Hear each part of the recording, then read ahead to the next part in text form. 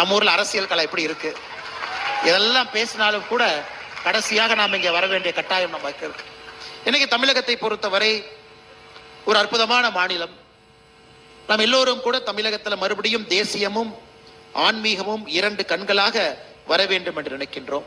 எங்கேயோ ஒரு இடத்துல ஒரு சின்ன கோபம் நம்ம எல்லாத்துக்குமே வருது. எப்படி இருந்த ஒரு தமிழகம், எப்படி இருக்க வேண்டிய ஒரு தமிழகம், எப்படிப்பட்ட மனிதர்கள் வாழ்ந்த ஒரு தமிழகம், இன்னைக்கு குடி என்பது சாதாரணமாக கொண்டிருக்கிறதே, குடிபோதை என்பது எல்லா இடத்துலையும் வந்துருச்சு அப்படிங்கிறதெல்லாம் நமக்கு நிச்சயமாக ஒரு பெரிய ஒரு மன உறுத்தலை நமக்கு உண்டு செய்திருக்கிறது. இத்தனை பேர் இங்க வந்திருக்கிறீங்க, இத்தனை பேர் படித்தவர்கள் இங்க இருக்கிறீங்க, படிப்புனால நீங்க இன்னைக்கு ஐக்கிய அரபு எமிரேட்ஸ் வந்திருக்கிறீங்கன்னா அதெல்லாம் பின்னாடி திரும்பி பார்த்தீங்கன்னா எத்தனையோ பேர் பிள்ளையார் சொல்லி போட்டிருக்காங்க. நீங்க படிப்பதற்கு நல்ல ஒரு தரமான அரசு பள்ளிக்கூடத்தில் படித்து இங்க வருவதற்கு. கர்ம வீரர் காமராஜர் ஐயா 9 ஆண்டுகள் தமிழகத்தினுடைய முதலமைச்சராக இருந்தாங்க.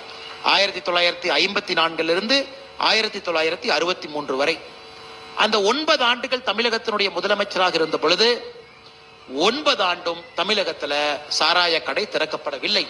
ஆனா காமராஜரையே என்ன திறந்தார்?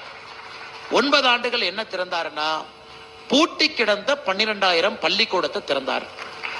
புதிதாக 6,000 பள்ளிக்கூடத்தை திறந்தார். இந்திய அரசியல் வரலாற்றுல 9 ஆண்டு காலம் ஒருத்தர் முதலமைச்சராக இருந்து 18,000 பள்ளிக்கூடங்கள் திறக்கப்பட்ட ஒரே ஒரு மாநிலம் தமிழகம் தான். 1954 63 வரை. அதனால என்ன ஆச்சுன்னு பாருங்க. உங்களுடைய அப்பா நீங்க 3 தலைமுறை அந்த திறக்கப்பட்ட பள்ளிக்கூடத்தினால படிச்சாங்க. 3 தலைமுறை 18,000 பள்ளிக்கூடம். கர்ம வீரர் காமராஜர் ஐயா அதோடு நிற்கல. அந்த 9 ஆண்டு காலம் தமிழகத்தினுடைய முதலமைச்சராக இருக்கும் பொழுது அணையை கட்டினார். எத்தனை அணையை கட்டினார்னா 14 அணைகளை கட்டினார் அவருடைய 9 ஆண்டு காலத்துல.